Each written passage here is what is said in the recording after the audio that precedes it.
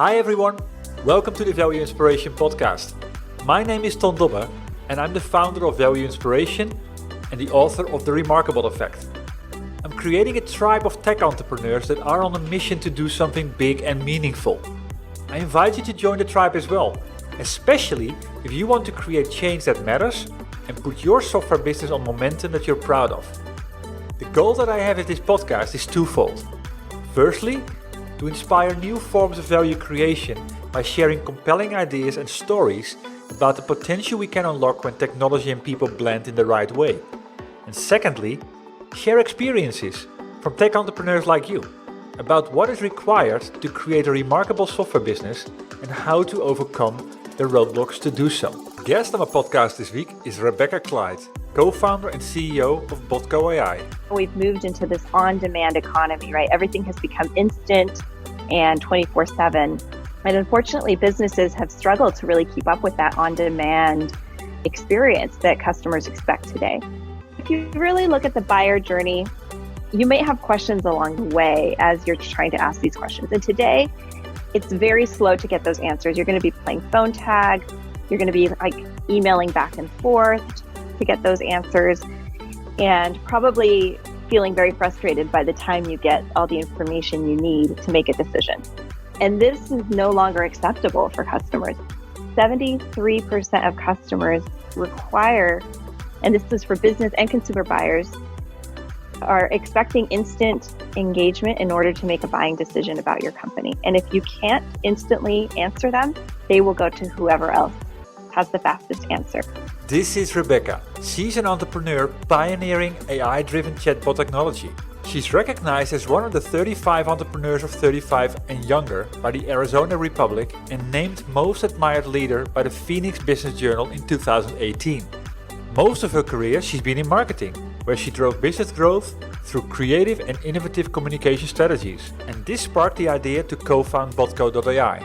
The company is founded on the idea that brands are leaving money on the table through their inability to avoid significant time delays in answering questions from their prospective customers.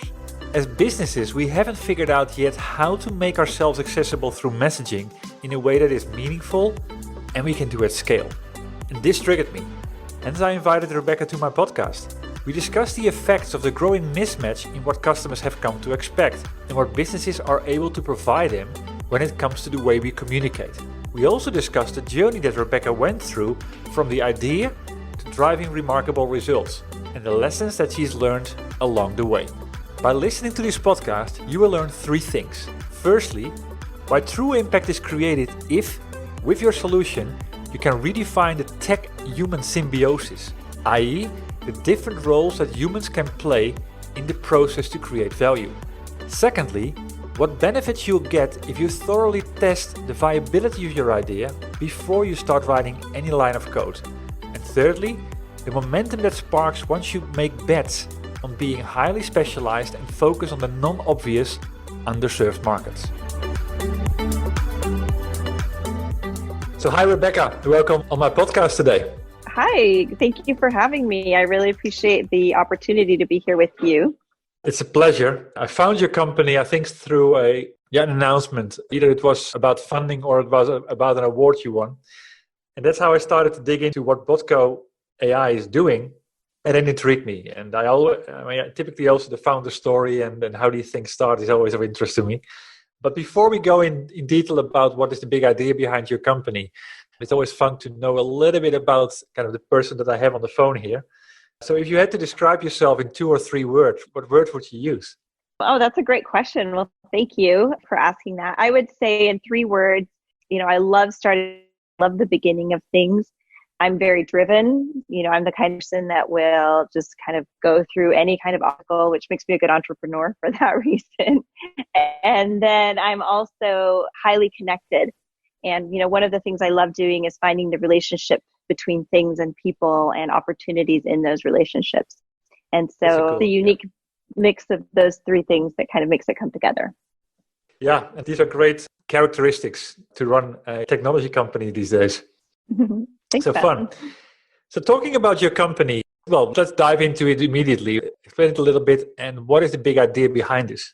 My company, Botco.ai, is an artificial intelligence platform for chat. We help businesses have meaningful and intelligent connections with their customer, use conversation. Big idea is that, right now we've moved into this on-demand economy, right? Everything has become instant and 24/7. And unfortunately, businesses have struggled to really keep up with that on-demand experience that customers expect today. And I noticed a gap. I have been working in marketing for 15 years, and I noticed this gap, and so I felt very to address it. Okay, I understand that. Yeah, I mean, I've been in marketing myself as well, in product marketing typically. And I mean, if you look back 15 years, it was completely different. What I've seen also is that a lot of people have tried to keep working the same way, but the world has changed around them. Yes. What problem did you see with that? I mean, yes, of course, there's customers expecting different things, but what else did you see? So if you really look at the buyer journey, how people make decisions about whether they're going to buy something, and I'm talking about large considered purchases, right? Not just the price, but say you're shopping for, a gym membership or, something where you're going to take a little bit more thought into it. You may have questions along the way as you're trying to ask these questions. And today, it's very slow to get those answers. You're going to be playing phone tag. You're going to be emailing back and forth to get those answers, and probably feeling very frustrated by the time you get all the information you need to make a decision. And this is no longer acceptable for customers. Salesforce just put out a study that indicated that the name of the report is the state of the connected customer. They put out this report every year. And in the most recent report, it showed that 73% of customers require, and this is for business and consumer buyers, are expecting instant engagement in order to make a buying decision about your company. And if you can't instantly answer them, they will go to whoever else has the fastest answer. Wow. So now it's not really about just having the best product or just having the best experience. It's more about also being the fastest to answer their questions and to get them what they're looking for. And that's the one thing that businesses and marketers have really missed. And they have the tools or the platforms to make this easy for them to achieve. And so when I saw that gap, I said, okay, well, we need to fix that. And we happen to be in a really exciting time right now where finally AI and advancements in natural language processing have gotten to the point where it's useful. And so taking AI and converging it with what are the preferred mobile communication, preferences like chat, instant messaging, SMS, all of those kinds of communication methods. Once you interweave those two things, now a business is talking the way that customers want to be addressed. Yeah. Well, I mean, I've been following the world around online chat platforms, natural language processing, and these type of things. But especially, I think, when you're selling complex products or complex services, technology at the end, I mean, you always need a combination of people and technology here. I mean, of course, you can offload a lot of questions to a bot platform, but how do you kind of make that bridge then to the people side? That's a good question. In most companies, what we tell them to do is to start small, right? To automate the low-hanging fruit. Mm-hmm. And what happens is once we train the AI to handle those, it's very easy to train it to go up the stack, so to speak, right? To take on more and more of that load of the conversation.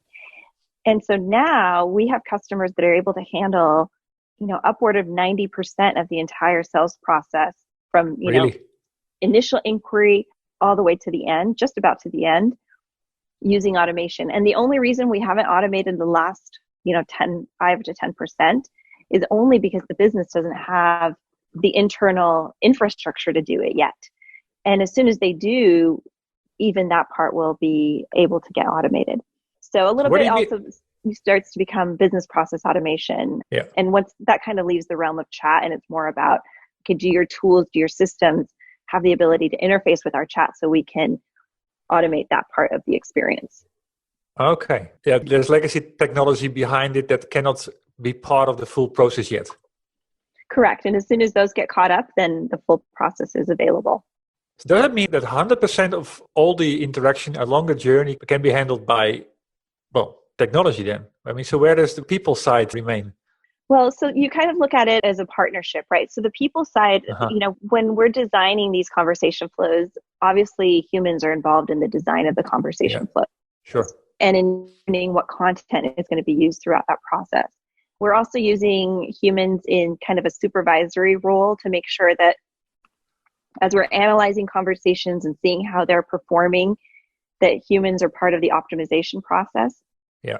Obviously, there's a really strong machine learning component that plays into most of it, but oftentimes a human will be like, you know what, there might be a better piece of content we can provide here, or a better type of response. Maybe we would do this other thing. So humans are still very much involved in the supervisory aspect of that whole engagement process. And then we also have the ability to hand over the conversation to a human at any point in time. So businesses can set up a rule that says, okay, if A or B or C takes place, then I want the bot to hand over the conversation to a human agent. And that is a very seamless handover. And then when the human agent is done, they can opt to pass it back to the bot or keep it, right? And it's always the human's decision on what's going to happen there. Yeah. So there's definitely a strong partnership. I would say we're not creating a world where the AI exists in its own without supervision, without participation. Not at all. Okay. It's always there to serve. No, what you see at the end is that you move towards the exceptions and the where the high value conversations take place. That's what I would believe. Yes, exactly. And so you may have a chatbot handling kind of the front end of the process or early stages of the engagement. And then as the relationship matures, then the humans really take over. Exactly. I mean, since when has the company started? We incorporated in 2016. So it was, toward the end of 2016. So pretty much almost 2017 when we started. We spent our first 6 to 8 months doing a lot of validation. So before we even wrote a line of code, we spent time researching, interviewing prospective customers, trying to really define what the product capabilities would be and making sure that there was a market for what we were looking for. And it wasn't until we had that really solid, then we started to build prototypes of the product and brought on our first early access customer, which was great because that way we created the product with a real customer use case, not just in mind, but that was going to use it, right? So that was very helpful because then we weren't creating something in a vacuum. We were testing it with real customers, real data, real interactions. And then you saw that last year in 2019 in the fall, we won the Arizona Innovation Challenge, which is one of the biggest innovation prizes from, the public sector in the United States. Wow. And it's a huge honor to get that award. Yeah, I can imagine. That makes you proud at the end. You're doing it for the right reason. And the reason it won the award was because we had been able to get such great results for these large businesses that are using our product. Yeah, I mean, talking about those results, what have you been most proud of? I mean, have you got an anecdote of a customer where even you were amazed what you were seeing? Yes. So much of this is all, at the beginning when you're starting, any entrepreneur, right, that is starting usually has a thesis, right? They believe that something will be better with their product. Right. But it's one thing to believe it and the next thing to actually produce that result. True. Exactly. And we finally crossed that threshold last year when we were starting to get back some of the analytics and reports. One of our customers had, unbeknownst to us, run an A/B test where they ran half of their ad traffic to the chat experience that was on our platform and the other half of their ad traffic to just their typical booking website just to see what would happen. And it turned out that when they directed customers to chat, they had twice as many bookings, twice as many sales and conversions as the other ad traffic. And it wasn't that the ads were performing any differently. It's that customers wanted to actually have answers about things before they made a decision. Sure. And if you don't give them a place where they can have those conversations, then they abandon, right? And that's what they were able to overcome by having the chat experience as part of the journey. Yeah. And so then we went from believing to actually seeing that, yes, this works. When you answer a customer's questions immediately and exactly when they need, they convert at a higher rate. And that right now we're seeing it's at a 100 to 105% higher in conversion rate. Well, that's fantastic. Then it's just pouring more into it and it starts flowing. But I can So now they're saying, well, we can do this with more things. Like, why did we just limit it to booking appointments. Now let's sell memberships with it. Let's do these 5 other things, right? So as soon as they see those metrics, they get really excited. And for us, it's great too, because now we know we're not just saying we think it'll work, we know it will work. Yeah. Well, that's the art of the statistics, and that you can actually see that on a day-to-day basis, what is working, what is not working.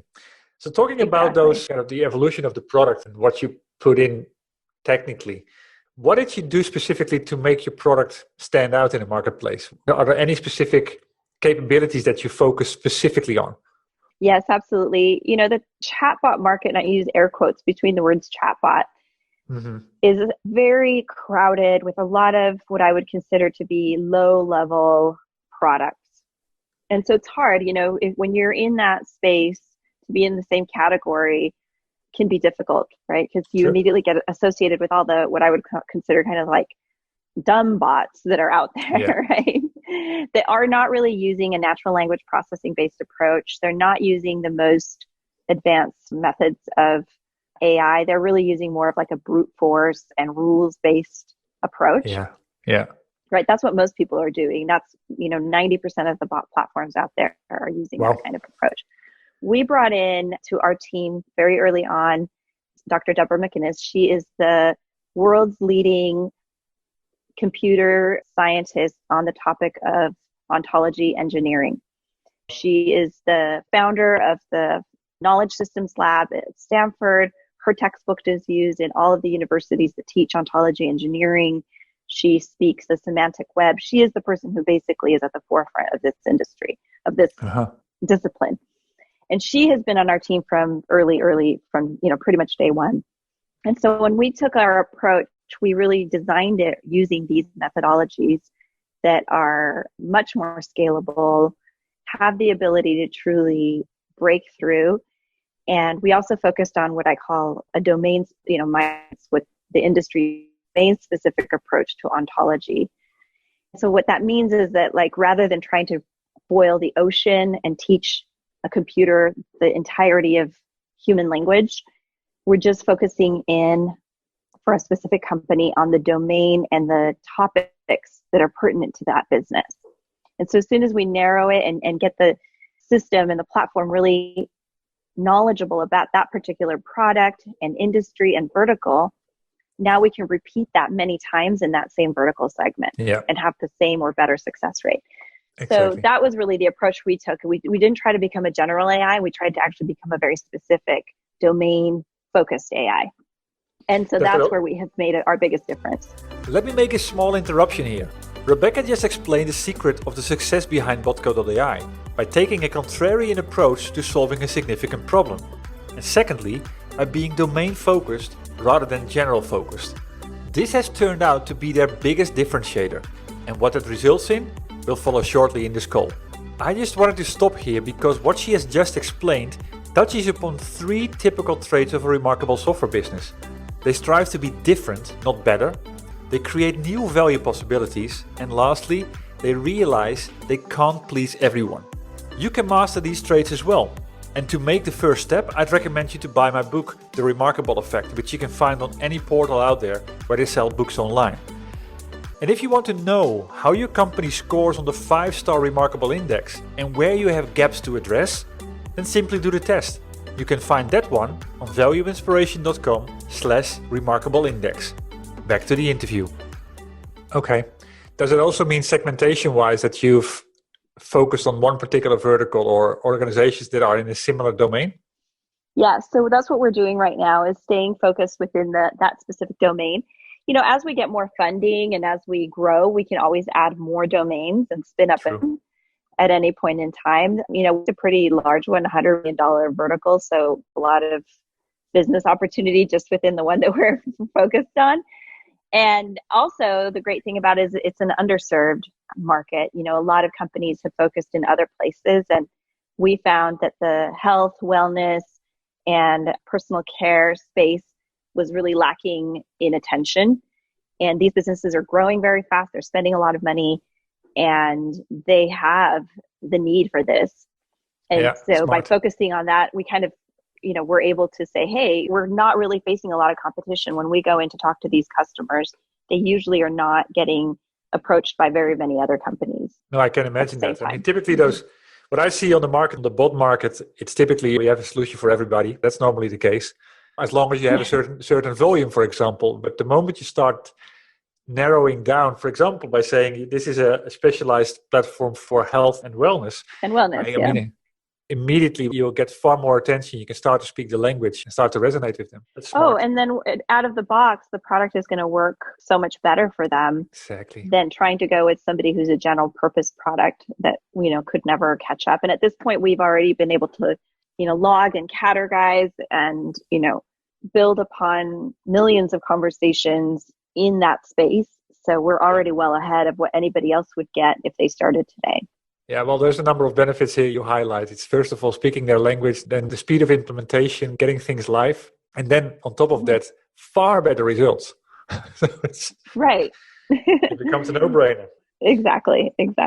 Nice. And we do hear from people that have tried to use other products, come to us later, so that sometimes will happen too. But really, we're not seeing a ton of competition when we go out to this specific vertical. Yeah. I mean, the reason why I'm getting excited here is I wrote a book which I published at the beginning of February. It's called The Remarkable Effect. And it's exactly those type of cases in my book that prove that any company out there, the moment you made those type of decisions in the right way, then you can do something remarkable. And that will drive growth for you. Because you'll likely have a lot of advocates in your industry that are saying, that are spreading the word for you, right?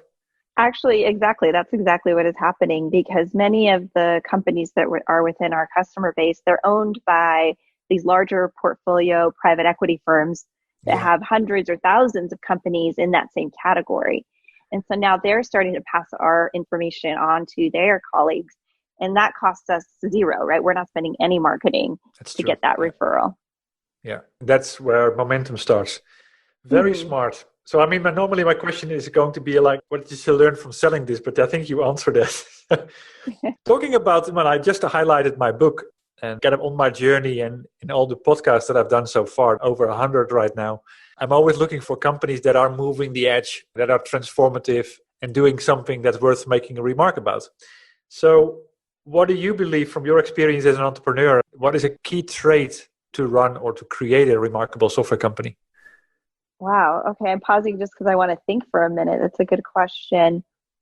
For me, a lot of it is being able to find and see how things come together from a broader perspective, right? As an entrepreneur, I'm constantly collecting pieces of information from so many places, and knowing how to post it that makes sense and that is useful to my customer is my challenge every single day. And for me, I think the thing that I brought to the table that was unique and different is that, I have 20 years of experience in this business. And so I understand what my customers' world looks like, and I can sell to them in a way that makes sense to them. And I can build a company and a product and a service that really speaks to what their needs are. And I think that a lot of entrepreneurs think that you can skip that step, and maybe they can. But in my case, that would have never been possible. So I would say, having a lot of personal experience that you can bring to the table, knowing how to connect the dots and seeing the relationship between all of these bits of information that you're collecting. And then finally, just having the motivation to do something with all of it. There's a lot of people with good ideas out there, but then it's a slog. It's not, the day-to-day work of getting a business and a company off the ground and a software product out the door is not that glamorous.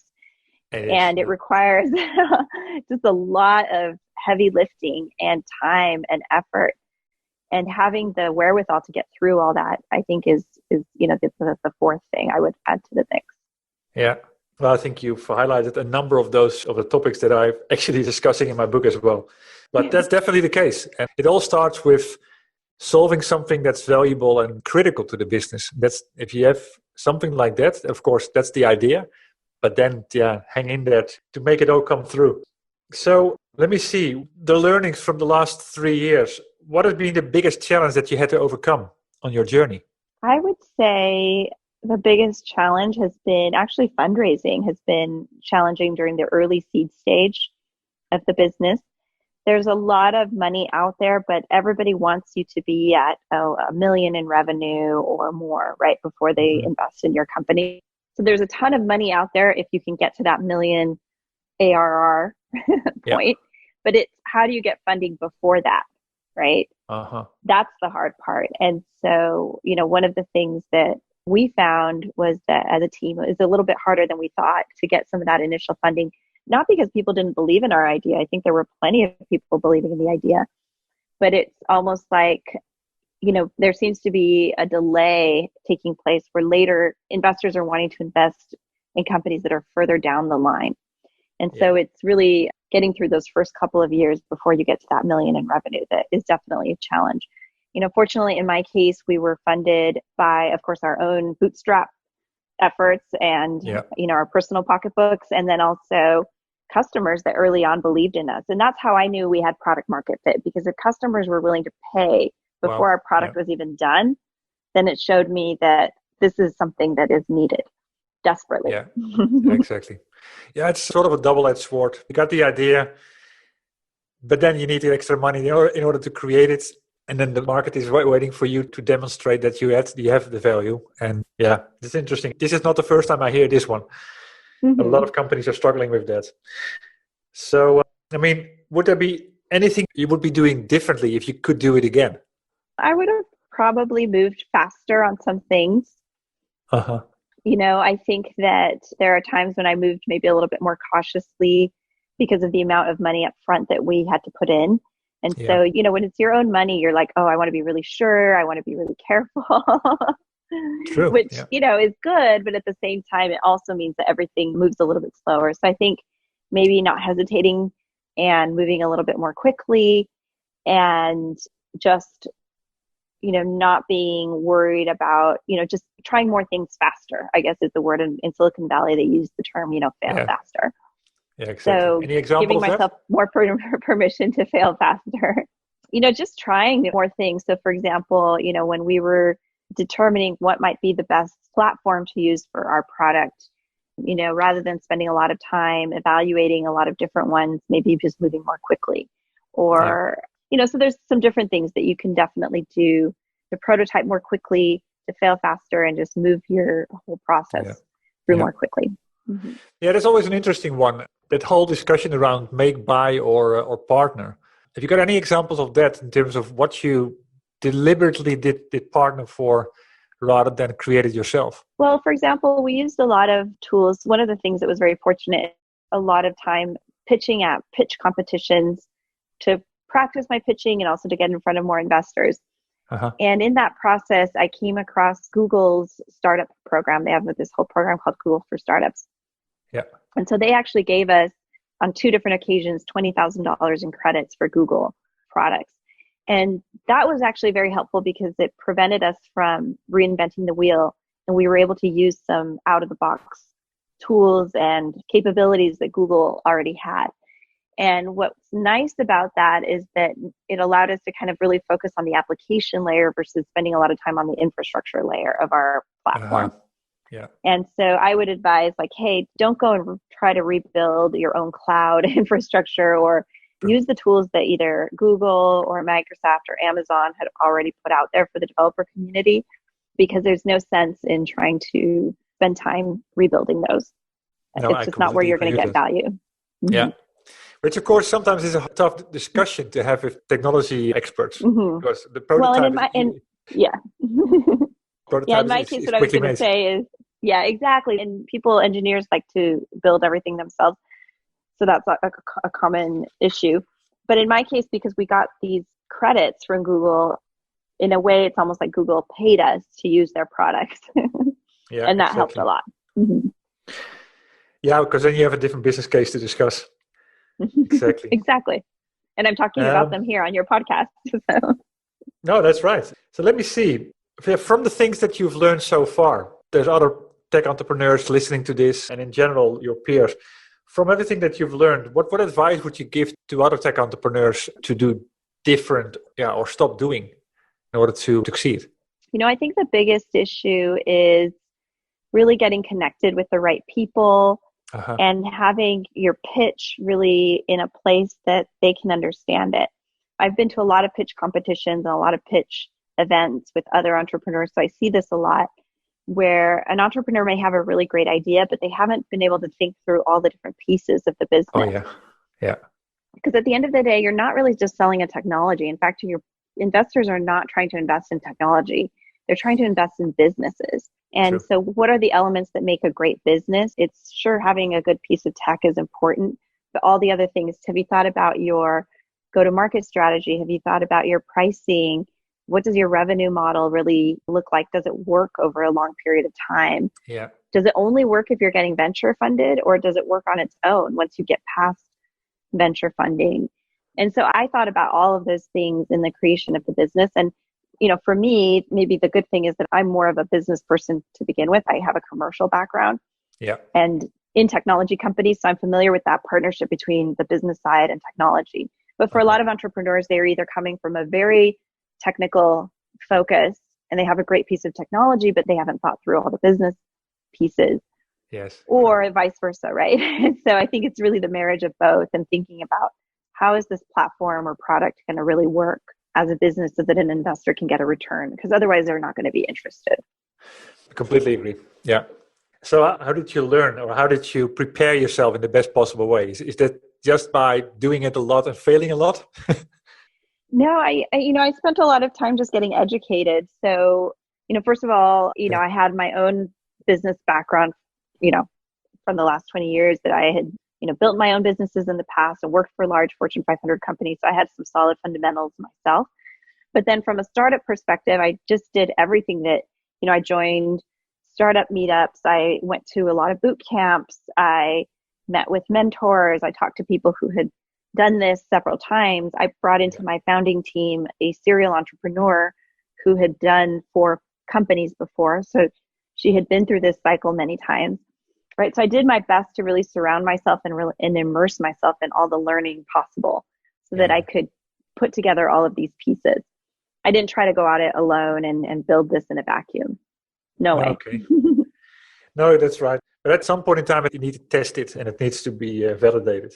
Right. Yeah. And getting feedback has been critical. One of the things that I have found has been helpful to me is that I'm always excited about feedback. So, from the very beginning, and we were even testing out the concept, I was taking it to investors, even knowing that it was too early for them to invest, but just to get their feedback. Like, does this even look like an investable business to you? And then getting feedback from prospective customers. And then not being married to my idea, but just really being open to hearing what people would say about it. And I found that when I had a more open mind and I accepted the feedback for what it was, I didn't have to implement it, but I at least had to listen to it and try to understand it. Yeah. I gained a much better approach and I was able to improve my overall pitch and improve the business by doing that. That's very wise lessons shared here. Well, that's where a lot of things fail. I actually literally had someone said to me last week, that it's so easy to fall in love with your own idea in your company. Yes. Sometimes that happens already in the early stages, but it happens a lot with organizations that have been around for a while.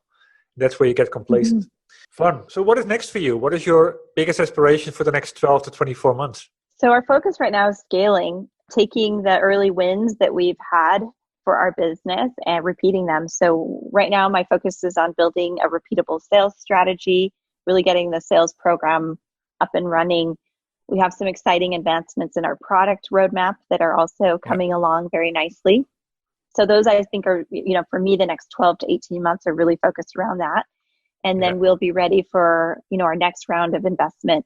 So, hitting that investor circuit again is going to be, definitely on my calendar the end of the year or early next year. Exactly. So have you already had your thought around, how the business could change with what's currently going on with the coronavirus?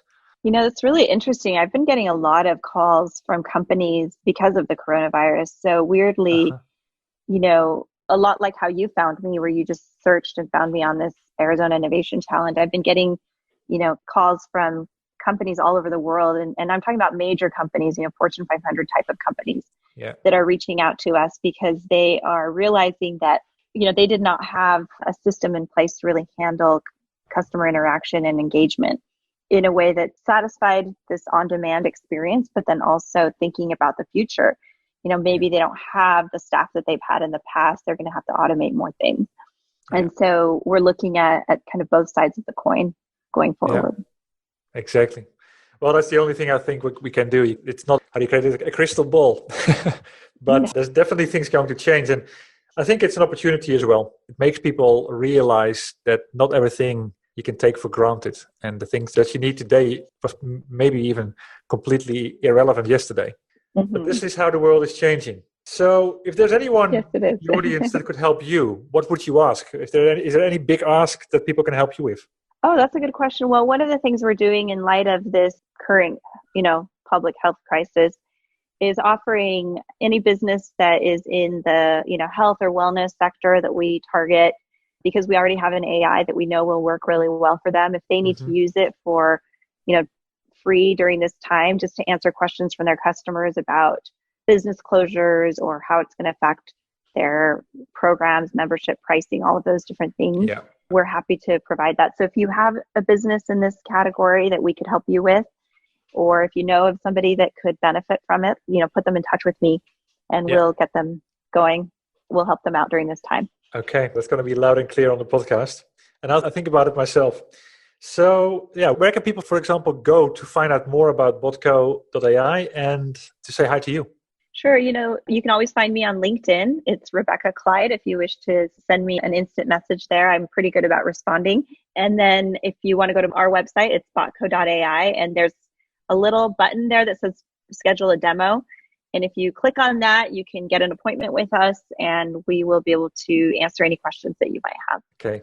That sounds simple enough. Well, thank you very much, Rebecca. This was inspiring to me. It's always interesting to hear different perspectives. And I liked your approach towards segmentation. I also liked your approach towards the innovation that is taking place and how you come about to create something and to create a product in actually what is quite a dense market and with a lot of, like you say, dumb bots in there. So that's always a challenge that a lot of organizations are struggling with. And I think they can learn something from that. So thank you very much. Absolutely. Thank you, Ton. And I'll be sure to get your book in front of my startup community here. I'm actually in a couple of different accelerators, so I'm going to share your book with some of my colleagues as well. Thank you very much for that. Absolutely. It's a great one. So I'll make sure we all have that resource. Wow. I highly appreciate that, Rebecca. And that leaves me to turn myself to my audience. I hope you enjoyed my interview with Rebecca as much as I did. And if you have any questions to me or to her, please share them. Just send me an email at ton.dobby@valueinspiration.com. And if you liked it and got inspired by this interview, please share it with other tech entrepreneurs on a mission that you have in your network. Other than that, thanks for tuning into this podcast. I had the honor to speak to Rebecca Clyde, co-founder and CEO of Botco.ai. As said, the goal that I have with this podcast is twofold. Firstly, to inspire new forms of value creation by sharing compelling ideas and stories about the potential we can unlock when technology and people blend in the right way. And secondly, share experiences from tech entrepreneurs like you about what is required to create a remarkable software business and how to overcome the roadblocks to do so. Before I close, I have 2 more comments to make. If you know other tech entrepreneurs on a mission that have a story worth sharing, please send me an email at ton.dobby@valueinspiration.com. Building the momentum all starts with revealing the ideas. And that starts with you. And if you want to know more about my book, or you're interested in joining the Remarkable Effect tribe, please visit my website at www.valueinspiration.com. Thanks for tuning in. And you could do me a big favor by rating the podcast on iTunes or provide me with your feedback directly. I'll see you shortly on a new episode.